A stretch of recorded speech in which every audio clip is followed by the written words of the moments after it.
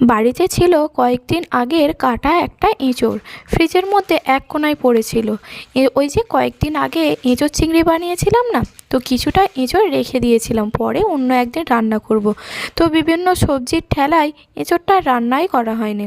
তো আজকের ভাবলাম এঁচোড়েরই কেন না কাটলেট করে নেওয়া যাক। তো যেরকম এঁচোড়টাও অনেক দিন ধরে পড়েছিল ফ্রিজের এক কোণায়, আর তেমনি আগের দিনের এই বেঁচে যাওয়া বাসি পরোটাগুলোও পড়েছিল, এগুলোও আর কেউ খাবে না, ফেলেই দিতে হবে। তাই এগুলো দিয়েই কিছু একটা বানিয়ে নেওয়ার চিন্তা ভাবনা করলাম, যেই ভাবা সেই কাজ। তো এঁচোড়টা আমি প্রথমে দেখুন ছাড়িয়ে একদম পিস পিস করে কেটে নিয়েছি, আর জলের মধ্যে অল্প একটু আমি প্রথমে কিন্তু হলুদ গুঁড়ো আর সর্ষের তেল দিয়েছিলাম। এবার এঁচোড়টা সেদ্ধ করে নেব ভালো করে। আর দেখুন একদম রুটিগুলো কেটে কুচি কুচি করে নিয়েছি, আর আপনারা চাইলে মিক্সির মধ্যেও ব্লেন্ড করে নিতে পারেন। সাথে নিয়েছি আদা কুচি, কাঁচা পাকা লঙ্কা কুচি, রসুন আর পেঁয়াজ কুচি, ধনেপাতা কুচি, আর সাথে কিন্তু আধখানা সেদ্ধ আলুও নিয়ে নিয়েছি। প্রথমে কড়াইতে অল্প একটুখানি সর্ষের তেল দিয়ে তেলের মধ্যে গোটা রসুনটা দিয়ে দিলাম।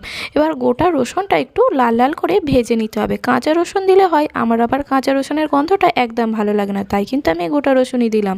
আপনাদের যদি কাঁচা রসুনের গন্ধ ভালো লাগে তাহলে কাঁচা রসুনটাও দিতে পারেন।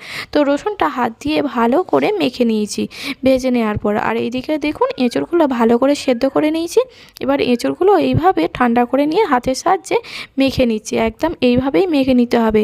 একেই বলে না অনেকটা দেখতে মাংসের মতো লাগছে, তো সে যাই হোক, গাছ খাসি অথবা এঁচোড়। তো এঁচোড়টা ভালো করে মেখে নিয়েছি, তার মধ্যে দিয়ে দিচ্ছি কুচি করা পেঁয়াজ কুচি, সাথে দিয়ে দিলাম কাঁচা পাকা লঙ্কা কুচি, সাথে দিয়ে দিলাম আদা কুচি আর ধনেপাতা কুচি, আর আলু সেদ্ধটা তো প্রথমেই দিয়ে দিচ্ছি। এবার দিয়ে দিলাম হলুদ গুঁড়ো, সাথে দিয়ে দিলাম লঙ্কা গুঁড়ো, 1 চামচ দিয়ে দিলাম আমি ধনের গুঁড়ো, আর হাফ চামচ দিয়ে দিলাম জিরের গুঁড়ো। তো সমস্ত কিছু দিয়ে ভালো করে এবার হাত দিয়ে মেখে নিতে হবে।